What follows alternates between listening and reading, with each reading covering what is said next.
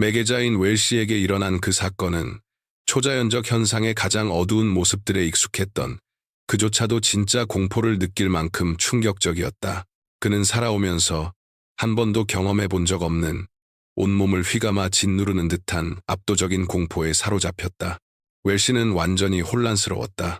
이성이 무너지고 있는 것인지 아니면 지금까지 존재한다고 믿어본 적도 없는 어떤 실제의 장막이 열리고 있는 것인지조차 알 수 없었다. 단 하나 분명한 사실이 있었다. 그 사건 이후 죽음에 대한 그의 관점은 영원히 바뀌었다. 사후 세계는 단지 실제할 뿐 아니라 대부분의 사람들이 알고 있다고 생각하는 모습과는 전혀 다른 세계라는 결론에 이르렀다. 그곳의 모든 질서는 우리가 아는 방식과는 다르게 구성되어 있었다. 이 모든 것은 처음에는 전혀 특별할 것 없는 사건으로 시작되었다. 1917년 3월 12일 월요일, 율리폴은 바닷가를 천천히 거닐고 있었다. 그러던 어느 순간 그는 마치 누군가가 자신의 등을 뚫어지게 바라보고 있는 듯한 강렬한 느낌에 사로잡혔다. 너무 생생한 느낌이어서 본능적으로 뒤를 돌아봤지만 주변에는 단 한 사람도 없었다. 그럼에도 불구하고 그 불안감은 사라지지 않았다. 오히려 그 순간부터 그는 한 걸음을 내디딜 때마다 그 불안이 달라붙어 떨어지지 않는 듯한 기분을 느꼈다.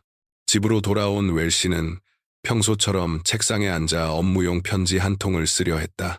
그때 끔찍한 일이 벌어졌다. 첫 문장을 쓰기 위해 펜을 잡는 순간 그의 손이 갑자기 경련하듯 움직이며 의식과는 전혀 무관하게 종이 위를 미끄러지기 시작한 것이다.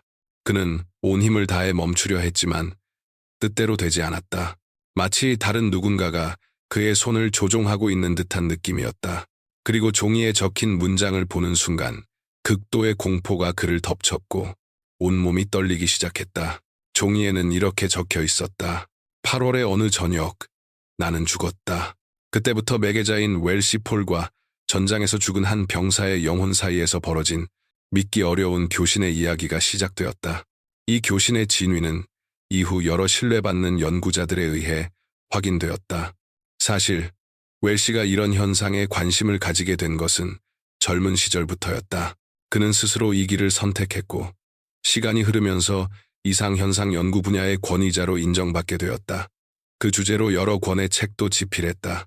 하지만 그에게 가장 큰 명성을 가져다 준 것은 저편에서 메시지를 전해오는 전사한 병사의 영혼과 주고받은 교신 기록을 바탕으로 쓴 책이었다.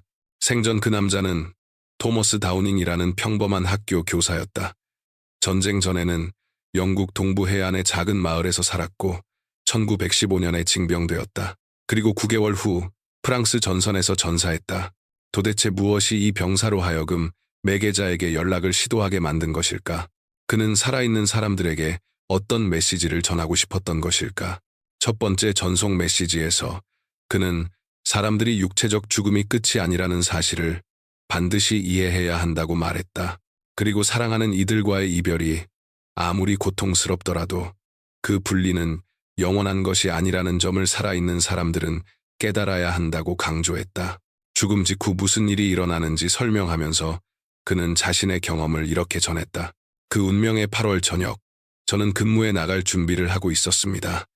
그 순간 갑자기 제 뒤에서 휘파람 소리가 들렸습니다. 바로 다음 순간 목을 강하게 후려치는 듯한 충격을 느꼈고 동시에 제 물질적 육체 밖에 서 있는 자신을 보았습니다.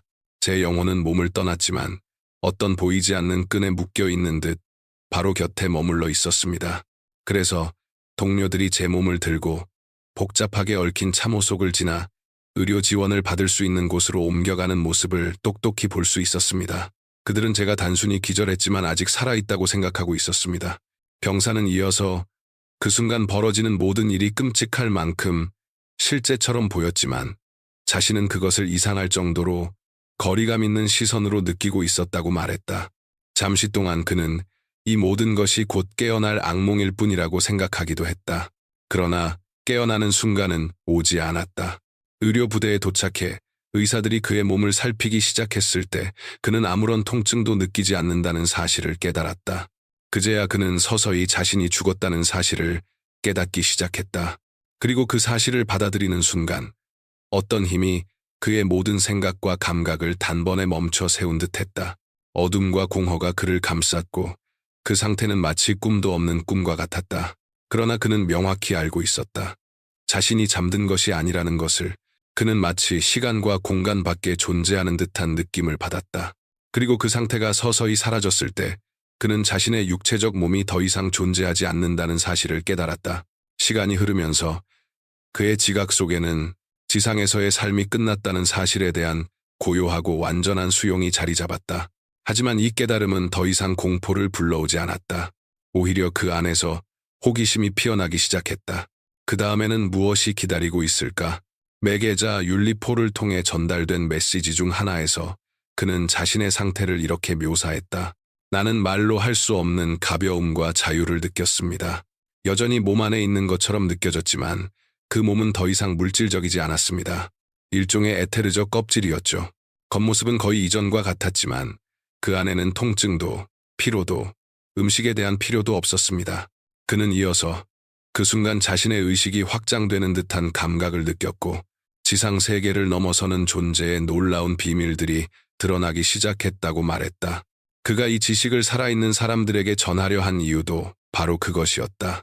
죽은 뒤의 길을 고통스럽고 무겁게 만드는 행동을 하지 말라고 경고하는 한편 선량한 이들에게는 지상의 삶이 끝나도 진정한 의미에서의 끝은 없으며 세상의 모든 행동에는 의미가 존재한다는 희망을 전하려 했던 것이다. 하지만 곧 이러한 계시의 전달은 갑자기 중단되었다. 나중에서야 밝혀진 사실이지만 저 세계의 존재들은 자신들의 비밀이 살아있는 이들에게 과도하게 드러나는 것을 원치 않았다.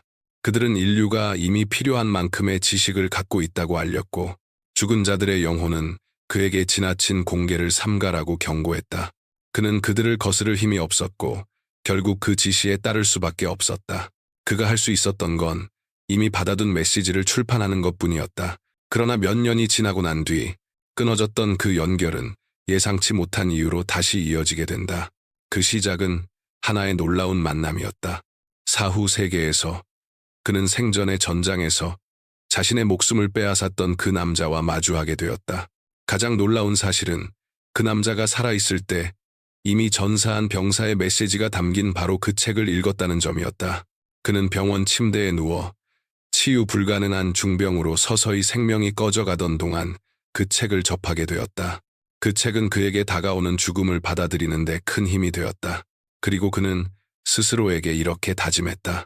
만약 이 책의 내용이 모두 사실이라면, 그리고 죽음 이후에도 삶이 계속된다면 나는 반드시 이 메시지를 남긴 사람을 찾아가겠다. 당시 그는 그 메시지의 주인공이 바로 자신이 과거 전장에서 죽였던 병사라는 사실을 전혀 알지 못했다. 하지만 결국 그는 책에서 읽은 모든 것이 사실임을 알게 되었고 약속을 지켰다. 이 이야기는 그 옛 영국 병사에게 깊은 인상을 남겼고 그는 다시 한번 매개자와의 교신을 이어가기로 결심했다. 살아있는 이들에게 큰 도움이 될 수 있다고 믿었기 때문이다. 그리고 그의 살해자가 맞이한 운명은 그 믿음을 뒷받침하는 가장 분명한 증거가 되었다. 그 후 웰시 폴은 다시 사후 세계로부터 메시지를 전해받기 시작했다. 그 메시지들에 따르면 무거운 죄를 지고 죽은 영혼들은 안개의 땅이라 불리는 곳에 머문다. 그곳에서 그들은 고통과 시련, 깊은 내적 고난을 통해 지상에서 쌓아온 악을 서서히 씻어내며 정화 과정을 겪는다. 그러나 그 과정에서 그들이 홀로 남겨지는 것은 아니다. 더 발전된 영혼들이 그들을 도우며 사랑의 빛으로 길을 비추고 어둠 속에서 빠져나올 수 있도록 이끈다. 가장 짙은 어둠 속에서도 참된 삶으로 돌아가기 위해 어느 방향으로 나아가야 하는지 볼 수 있어야 하기 때문이다. 그 병사 자신 역시 이런 영혼들을 돕는 일에 참여하고 있다고 말했다. 그것이 이제 그의 소명적 역할이 되었다고 했다. 그리고 이 봉사로 지칠 때면 그는 정원으로 둘러싸인 아름다운 곳에 위치한 자신의 집에서 쉼을 얻는다. 사후 세계에서는 이러한 형태와 장소들이 생각의 힘으로 창조된다고 한다. 그리고 한 존재가 품은 생각이 더 순수할수록, 다시 말해 그 영혼이 더 맑고 밝을수록 그가 만들어낼 수 있는 공간은 더욱 조화롭고 아름다워진다. 윌리 폴 본인도 이런 메시지들이 사람들에겐 다소 환상적으로 들릴 수 있다는 것을 잘 알고 있었다. 다른 매개자들처럼 자신이 전하는 내용이 절대적 진실이라고 단정적으로 주장하는 대신 그는 언제나 정직하게 말하려고 했다.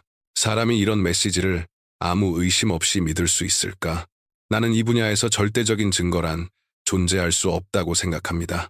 그 진위를 다른 사람들에게 증명할 수도 없고 때로는 나 자신에게조차 완전히 증명할 수 없지요. 그러나 믿어주세요. 그와의 교신은 너무도 생생해서 마치 그가 바로 옆방에 함께 있는 것처럼 느껴졌습니다. 이런 매개자의 솔직함은 그 자체로 많은 것을 보여준다.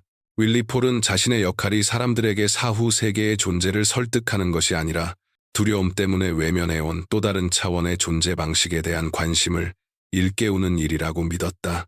어차피 이 주제를 피하는 것은 의미가 없다.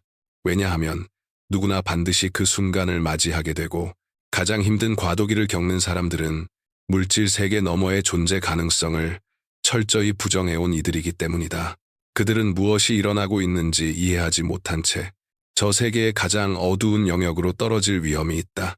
그리고 무지와 오만을 극복할 때까지 그 속에서 헤매게 된다. 웰시 폴에 따르면 물질 세계를 넘어선 또 다른 삶의 형태가 존재한다는 깨달음은 인류를 변화시킬 수 있다. 죽음에 대한 마비된 공포는 사라지고 그것은 지상의 삶을 가볍게 만드는 것이 아니라 오히려 각 행동에 대해 더 책임 있게 살아가도록 만든다. 자신의 모든 선택이 어떤 결과를 가져오는지 분명하게 보이기 때문이다. 매개자는 강조했다. 그는 누구를 설득하려는 것이 아니라고. 그의 목적은 단 하나.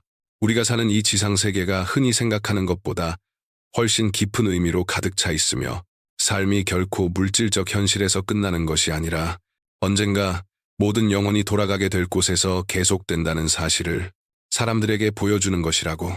여러분은 이 매개자의 생각에 동의하시나요? 댓글로 의견을 남겨주세요. 영상이 도움이 되셨다면 좋아요와 알림 설정도 부탁드립니다. 시청해주셔서 감사합니다. 모두에게 선함과 긴 삶을 기원합니다.